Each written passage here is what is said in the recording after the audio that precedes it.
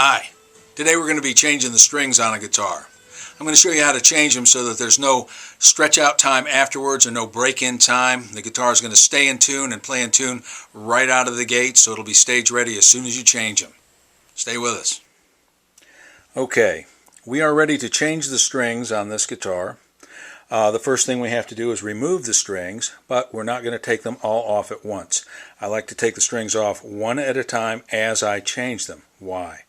This gives the guitar the most consistent tension through the process, so the guitar does not have to achieve equilibrium again after a string change. If you take all the strings off, even with a light gauge string, you're taking 200 or so pounds of tension off the neck and the truss rod, and then you're putting it back on. The guitar takes a little while to reach equilibrium again, and you can have some tuning problems during that time. If you take them off one string at a time, the variance is only about 10 to 15 pounds of tension, and the guitar does not have to re-reach equilibrium.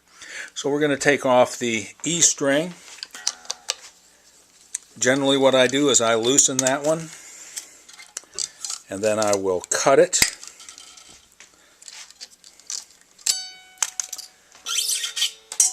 I'm not showing you the bridge part of the show here because that's not the hard part.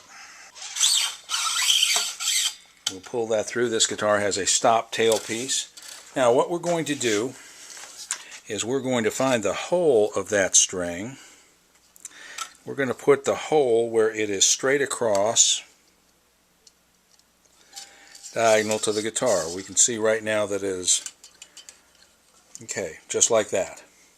Now, we're going to take enough slack on the string, on the E string, for about 2 to 3 wraps, and we're going to take and twist that 90 degrees. So we're coming in, going across, coming this way, and then we are going to hold the tension here and push this down so the string wraps its way down. Now, I'll show you why we do that with a not to scale drawing in a little while. Okay, I've got a couple of not to scale drawings that will show you how the string is supposed to be positioned in the machine head. This is a top view of the post of the machine head. We've cut it away, so this is the hole going through. This is the side of the string that we have cut off. This is the guitar side, so the string comes in this way, makes a hard 90, goes through the hole in the post of the machine head, makes another hard 90 out, and we cut it off. There's no way this can pull through because those 90s will not fit back through here. This is before we wind it. When we go to wind it, we wind it from the top down. Those windings want to lay on there evenly. We don't want the windings crossing each other because that creates different types of tensions and will take a while to stretch out and will stretch out, will cause it to squirm. We want the string to come in, make a hard 90, come through the hole, make another hard 90, and wind evenly. That's the guitar side. This is the side we cut out, and I'll show you what that looks like on the guitar in just a minute. Yeah, I wanted to give you a look at what the strings look like after they have been installed. You can see the string comes in low, wraps around upwards to the place where the string goes through the post. You have a 90 going through the post and another 90 on the other side. This second 90 is very critical. The taper of the post makes these ride up and squeeze the string as it goes through the post. This is called an interference fit, and it holds it very steady. I've never had any tuning problems or slippage problems with these, even on guitars with vibratos. Now, this is not what you'd use with a Floyd Rose where you can go totally slack, but I've used them with Kahlers and Strat type vibratos. Anything without a lock, anytime you're using a vibrato without a locking nut, this is really the best way to go.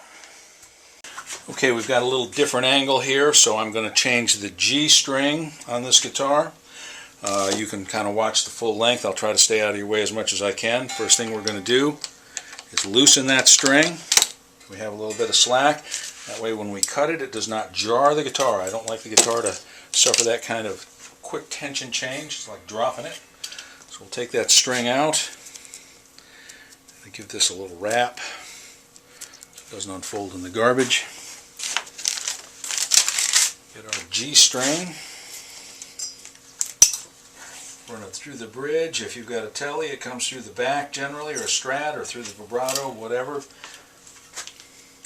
And we are going to put that through here. Get that where it's a 90 degree. And I'm going to leave about that much string. We're going to hold this down so it winds down. And we're just going to wind it up, and I like to hold the string out of the nut so the string does not rub through the nut while it is tightening up. That causes wear prematurely, which is never good.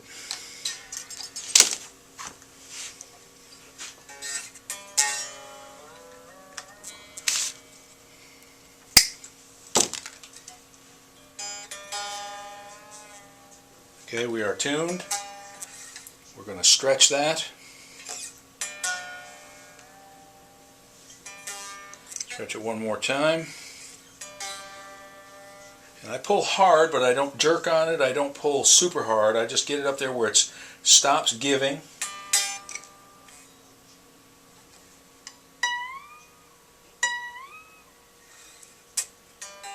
And now when I pull it, it's staying in tune. The guitar is going to be ready to go.